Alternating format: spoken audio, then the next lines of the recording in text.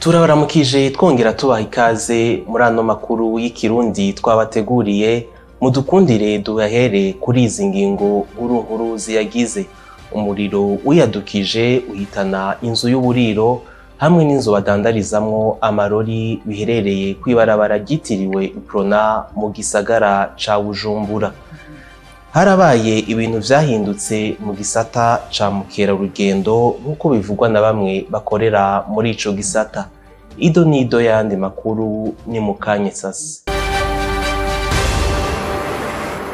Turasubiye kubaha ikaze nk'uko twari twabibamenyesheje mu ntangamarara y'aya makuru. Umuriro wiyadukije uhitana inzu y'uburiro n'inzu badandarizamwo amarori biherereye kw'ibarabara ryitiriwe Uprona hano mu gisagara ca Bujumbura. Igihe c'isa indwi y'umurango niho umuriro wadutse uhitana inzu y'uburiro Bar Win Club n'inzu badandarizamwo amarori kw'ibarabara ryitiriwe Uprona mu gisagara ca Bujumbura. Abajejwe gutabara bashoboye gukinga amazu ahegereye ntafatwe.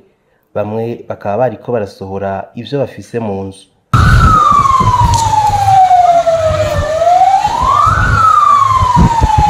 Umuyobozi ajejwe igisata co gukinga ibiza n'isibe Anise Nibaruta yari yahashitse aratubwira ivyahononekariye. Aho hantu rero hadutse umuriro baradutabaza kandi twabangutse, ariko twasanze by'ukuri bagiye kuduhamagara basa n'abateba. Hama rero ico vyavuye ko ntaco turamenya neza, kuko twebwe tuza tuzimya, ariko ca gipolisi kijeje kugira amatohoza bita police judiciaire kica kiza bagacineho rero batubarira icatumye uwo muriro waduka. N'ibiharuro vy'ivyononekaye tubikora mu inyuma yuko tuzimije, ariko c'abantu bomenya nuko hariho umwe mu bakozi baho hantu yitavye Imana, yavuganye ku telefone na sebuja aramurangira ahantu hari amafaranga, acasubira kuja kuyarondera kuri reception yaho bakorera. Muriro cumugaranirayo, aca rero yitaba Imana na karyo ko guhoza umuryango wabuze. Arongera agahimiriza abantu bose uburyo bwo kwikingira mu gihe hadutse umuriro, yongera asaba ubufasha bw'ibikoresho vyo kwikingira. Ni n'akaryo kandi ko gutera kamo abene gihugu. Twamaze ko turahimiriza yuko ahantu bakorera bahakingira. Tubasaba rero yuko abantu bose bafise ivyo bariko barakora, ndetse n'abafise amazu yo kubamwo ko bokwitura ya mazu y'ubwishingizi kugira ngo baze babafashe mu gihe c'amasanganya nk'ayo. Ica kabiri nuko botunga vya bicupa vyo kuzimya twita ama extincteur, bijya birafasha mu kurindira yuko abahinga bo muri protection civile bashika baraba abantu baraba barigwana ko bakoresheje ivyo bikono. Mwomenya ko mu gihe hakenewe ubutabazi ushobora guhamagara ku nomero itariha 113. Harabaye ibintu vyinshi vyahindutse mu gisata ca mukerarugendo nk'uko bivugwa na bamwe basanzwe bakorera muri ico gisata. Ni inkuru twateguriwe na Ange Negrita Irakoze. Mu gisata ca mukerarugendo hariho ivyahindutse bitari bike, nubwo hari ibikwiye gukosorwa, kandi hari n'abahinga baheruka kugendera ibibanza vy'iratiro bimwe bimwe kugira barabe ivyo bofasha. Bivugwa na Neri Nadia Hakizimana asanzwe ari muri ico gisata. Hari ibintu vyinshi vyagiye birahinduka, uriko urabiraba. Hariho novuga yuko harabaye imirizwa ryinshi cane, harabaye ibintu bimwe bimwe biriko birahinduka. Nk'akarorero uravye nko kuri Musée Vivant urabona yuko hariho ihinduka, aho ikigo ubuha kiriko kirasanura kirya kigo. Uriko urabiraba harabaye novuga ati gutembera, abajejwe ico gisata gutembera ku novuga ati ku bibanza bimwe bimwe vy'iratiro barabe ico shobora gukorwa. Harabaye novuga ati n'izindi nama zitandukanye, ariko nagira ndamenyesha yuko ubu turiko turavugana ku munsi wa hirya y'ejo hariho abahinga babiri b'Abanyamerika barungitswe na ambasade y'igihugu ca Amerika ikorera ngaha mu gihugu cacu c'u Burundi, bariko baragendera iyi navuga ati ikibira ikibira bariko bagendera ibibira bitandukanye aho twabonye mu kibira ca Kigwena bariko baragira novuga ati bagira amahosheshe atandukanye baraba ni igiki boshobora guhindura ni igiki boshobora guterera kugira barabe yuko ibibira vyacu vyoshobora guhurumbirwa n'ingenzi zitandukanye.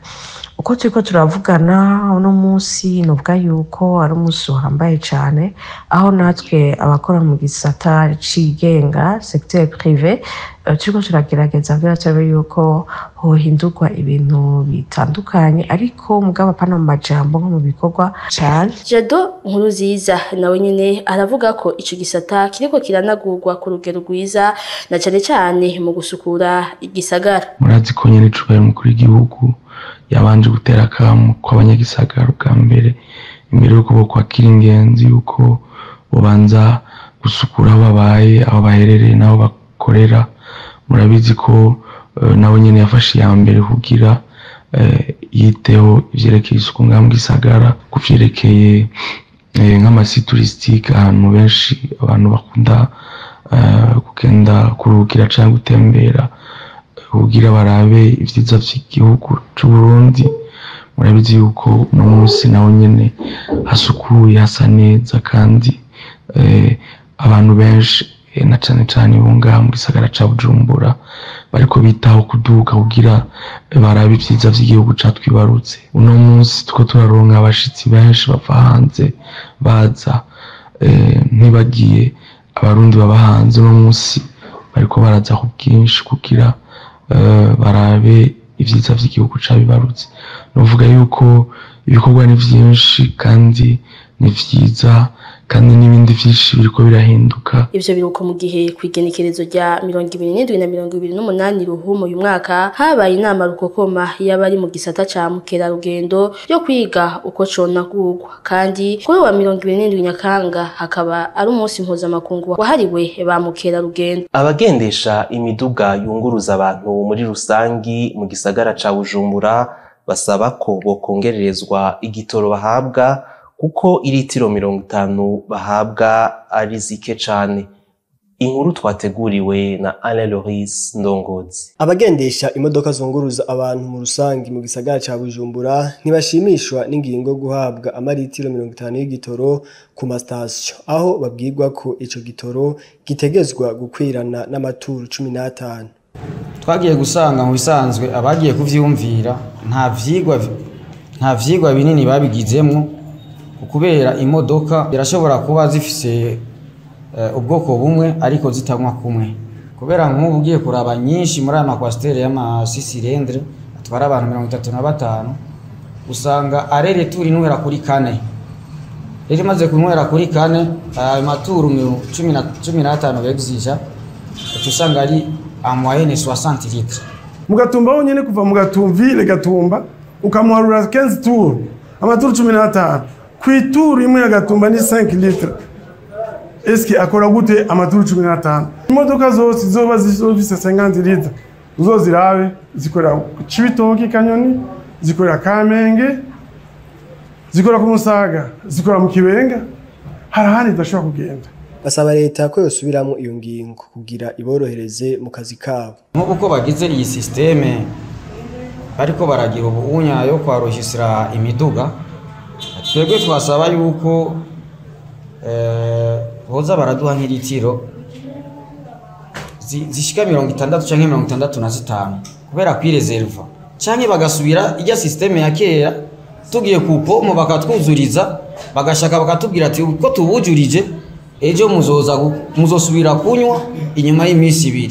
Ico twosaba cyane cyane aba muri documentation ni bazi badushira umuntu agira enquête y'amaturu arabe Kamenge se ota kuko nk'iyo tokoro mpaye Ruziba andabe ati Ruziba avec 15 tours azonywa 70 litres azonya 80 musho abo se chauffeur barabizi musho kuja mu Ruziba ngunywe 50 litres nguzofora yejeje. Twibutse ko kuva kuri uyu wa mbere ibisi yose ikorera mu gisagara ca Bujumbura izotegerezwa kubahiriza umuhora ikoreramwo nayo izoba itakorewe rusansuma ifatigwe ibihano harimwo kudahabwa igitoro. Amajambo akoreshwa mu ndimi mvamahanga arashobora guhindurwa mu rurimi rw'ikirundi, ivyo bikaba bishikirizwa na Napoleon Ahishakiye, umuhinga mu bijanye n'indimi. Ni inkuru dukesha Raphael Nyandwi. Birashoboka ko amajambo dukoresha mu ndimi zo mu mahanga tuyatorera amazina mu rurimi rw'ikirundi, naho yoba amajambo agoye usanga ajanye n'ubuhinga, nk'uko vyemezwa na Napoleon Ahishakiye ari mu mugwi watanguye isekeza ryo gucura amajambo mashasha mu kirundi muri edition Gusoma. Uganda Gusoma twaragize isekeza twisecura ijambo, aho no mu ico gisata twaragerageze gucura amajambo ashika ku 18. Iki gisata cy'ivyubuhinga bwo kumenya ko tumana kamakuru twashoboye gucura amajambo 18, ariko imenyetso rero kimwe cerekana ko hamwe inguvu zoja hamwe n'ibindi vyo kunda. Ivyo navyo nibaza ko bizofasha, bishobora gufasha Burundi kuja ku murindi w'iterambere rumwe n'ibindi bihugu, na cyane cyane ko ari go rurimi ruzoba ruriko rurakoreshwa mu kuyaga, ururimi ruzoba ruriko rurakoreshwa mu kugwiza ubutunzi, ruzoba ruriko rurakoreshwa mu guhanahana ibidandazo. Napoleon Ahishakiye yatumenyesheje n'intambamyi bahura nazo mu gukora ico gikorwa, akaba yanagize ico asaba kugira uwo mugambi ushike kure. Abarundi batari bake basanzwe bafise ngira ikintu novuga nk'ingeso yadutse yo gucana intege, ikintu umuntu atarimwo akabona uko cagenze kose ko amenga kiba cagenze nabi, mu gihe vy'ukuri bitategerezwa kuko umuntu wese ararekuriwe kugira uruhara kw'iterambere ry'ururimi rwiwe. Twizera ko bizoja kugira inguvu cane canke bizoshikira abarundi bose nivyamara kwemezwa n'urwego nshingwakirundi. Nuhamagarira rero abarundi bose kuzitabira isekeza cura ijambo ku ncuro yayo ya kabiri. Twifuza ko kumbure ryoba isekeza ryagutse cane, rikaba mu bibanza bitandukanye, ntiribe ku ruganda rw'indamura bitabo Gusoma gusa, rishobora kubera n'ahandi hantu, rigashobora gukorwa ubutandukanye kugira abantu bashikirwe no gushobora gucura amajambo y'ururimi rwabo, na cane cane ko ururimi rw'ikirundi atari ururimi rw'umuntu umwe, ariko ari ururimi rw'abarundi bose. Naho hariyo amajambo mashasha bariko baracura, hari amajambo bigoye kuyahindura mu gihe abayakoresha bari bamaze kuyamenyera, kandi iyo bariko barayakoresha batahurana. Imbere yo kurangiza aya makuru, dutandukire n'ayandi avugwa hanze y'igihugu. Mu nama rukokoma y'ishirahamwe mpuzamakungu ONU, umukuru w'igihugu ca Kenya William Ruto yaragiranye umubonano n'umunyamabanga mukuru wa Leta Zunze Ubumwe za Amerika Anthony Blinken. Uwo mubonano ukaba ukurikiye urugendo William Ruto yaheruka kugira muri Leta Zunze Ubumwe za Amerika mu guhimbaza imyaka 60 iheze hatanguye ubucuti hagati y'ivyo bihugu bibiri. Muri uwo mubonano, umukuru w'igihugu ca Kenya yarashimiye igihugu ca Leta Zunze Ubumwe za Amerika ukungene gifasha Afrika, na cane cane muri Republika Iharanira Intwaro Rusangi ya Kongo na Sudane, aho kuwa 2025 Nyakanka uyu mwaka Linda Thomas Greenfield aserukira Leta Zunze Ubumwe za Amerika muri ONU yatangaje imfashanyo miliyoni 424 z'amadolari ategekanijwe mu gufasha abenegihugu bakozweko n'intambara muri Sudani. Ruto kandi yarashikirije ibijanye n'urugendo aheruka kugira mu gihugu ca Haiti, aho ashimira ko ico gihugu cyatangiye kwiyubaka gushasha ariko kigikeneye imfashanyo zindi kugira kibandanye kwiteza imbere. Uwo mubonano ukaba wabaye ikimenyetso c'imigenderanire n'amakungu hamwe n'inguvu z'igihugu ca Kenya mu gutsimbataza amahoro mu karere. Dutandukira amakuru yacu mu gihugu ca Benin, ahavugwa ihagarikwa ry'indongozi zitatu zikomeye. Bakaba bagirizwa gutegura gutembagaza ubutegetsi bw'umukuru w'igihugu Patrice Talon. Abo bahagaritswe bafatanywe umuriyaridi n'igice w'amafaranga y'amasefa.